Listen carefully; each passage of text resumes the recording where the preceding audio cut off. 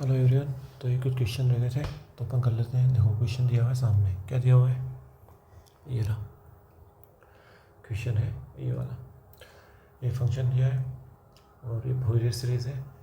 तो अपने को x=0 फ्यूरियर सीरीज़ की वैल्यू निकालनी है। तो कुछ नहीं, अपने क्या किया, ये अपनी फ्यूरियर सीरीज, ये ए नोट की वैल्यू, ये नोट, ये ए एन की वैल्यू आएगी, क्या आएगी, 0 आएगी। क्यों? क्योंकि साइन आ गया यहाँ पे, साइन एन पाई 0 होता है, माइनस साइन एन पाई भी 0 होता है। बी एन वैल्यू रखेंगे तो 1 sin dt सोल्व करेंगे तो ये वाली वैल्यू आएगी। और इसको अपन आगे सोल्व करें तो क्या आएगा, ये कोस एन पाई -1, और कोस एन पाई क्या होता है, -1 raise to the power n, and -1 cos 0 की वैल्यू। अब देखो n=1 पे क्या होगा, -1 तो माइनस का 2 और -2 मिलके यहाँ पे 2 प्लस का हो जाएगा। ठीक है, तो यहाँ से अपने को मिला वो ए नोट की वैल्यू थी 1, तो 1/2, और यहाँ इसमें पुट कर दिया है ना, सारी वैल्यू इसमें पुट कर दी। N p n = 2/n pi and sine n pi by t. यहाँ पे पीरियड क्या है, टाइम पीरियड क्या है, 2 पाई है, लेकिन टी क्या है, पाई है।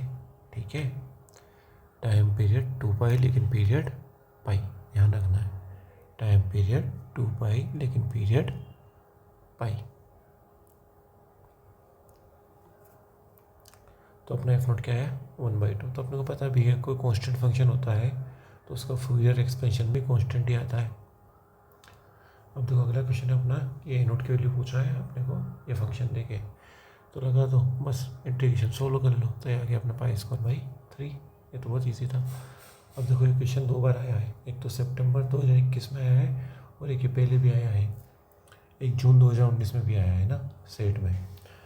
तो कैसे सोल्व करेंगे इसको, बस वही अपना ए नोट में वैल्यू रख दी, ए नोट की वैल्यू 0 आ गई। एन निकाल लेंगे कोसेन टी, लेकिन ये 0 से पाई और ये पाई से 2 पाई, एन भी क्या आ गया 0। अब बी एन में पुट करी वैल्यू तो क्या है बी एन, देखो वही 1/π, 0 से पाई, 0 से मतलब -π to π प्लस पाई लगा जाए, लेकिन ये 0 से पाई। फंक्शन क्या है, 0 से पाई में 1 है और पाई से 2 पाई में -1 है। वैल्यू रख के सोल्व करी तो कोस एन पाई -1, कोस 0 की वैल्यू -1, सॉरी कोस एन पाई -1 की पावर n, यहाँ कोस 2n पाई। देखो अभी क्या हुआ, कोस 2n पाई हमेशा क्या रहेगा 1, और कोस n पाई -1 की पावर, इसको सोल्व किया तो ये आया। अब देखो अगर n इवन है तो ये पॉजिटिव हो जाएगा, 2 - 2 0 हो जाएगा, bn 0 हो जाएगा। अगर n ओड है तो ये माइनस का आएगा और -4 आ जाएगा यहाँ पे, इसलिए bn नॉन जीरो आ जाएगा। ठीक है, so only odd sign terms will be contribute in this Fourier expansion series. Thank you very much. Bye bye.